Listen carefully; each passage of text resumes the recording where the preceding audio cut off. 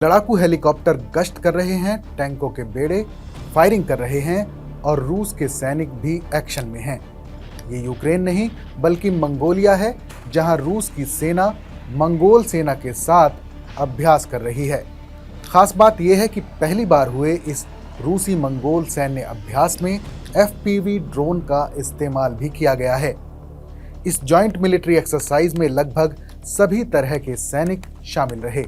रूसी रक्षा मंत्रालय ने एक वीडियो जारी किया है जिसमें रूसी मंगोलियाई अभ्यास सेलेंगा 2024 के हिस्से के तौर पर मंगोलिया में आयोजित ये पहला संयुक्त प्रशिक्षण दिखाया गया है। मंत्रालय के मुताबिक रूस के पूर्वी मिलिट्री डिस्ट्रिक्ट और मंगोलियाई सेना के संयुक्त बलों के सैनिकों ने ट्रेनिंग ग्राउंड के अनुकूल एडवांस रूट निर्धारित करने के लिए ऑपरेशन किए। इसके अलावा संचार संगठन और बलों के बीच बातचीत के जरिए मुद्दों को हल करने का भी अभ्यास किया गया। इस संयुक्त अभ्यास कमान ने दोनों पक्षों के लिए स्टैंडर्ड कंट्रोल सिग्नल स्थापित किए। मोटर चालित पैदल सेना इकाइयों ने लड़ाकू वाहनों की आवाजाही के लिए एक निर्धारित रफ्तार के साथ फ्रंट लाइन पर तैनात होकर एक संयुक्त हमले का अभ्यास भी किया। सामरिक समूह के चीफ ऑफ स्टाफ एडम मैट्सिव ने कहा कि इस अभ्यास के दौरान पहली बार FPV ड्रोन का इस्तेमाल किया गया।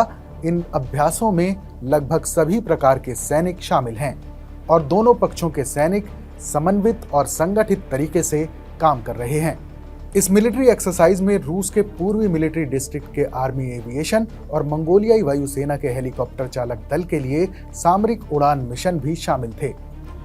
इसके अलावा पहली बार रूसी स्पेशल फोर्सेज ने Mi-8 हेलीकॉप्टरों के साथ हवाई लैंडिंग की।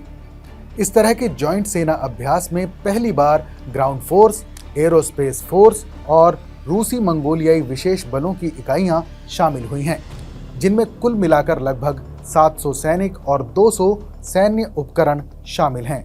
रूसी मंगोल सेना का सेलेंगा संयुक्त अभ्यास साल 2008 से शुरू हुआ था।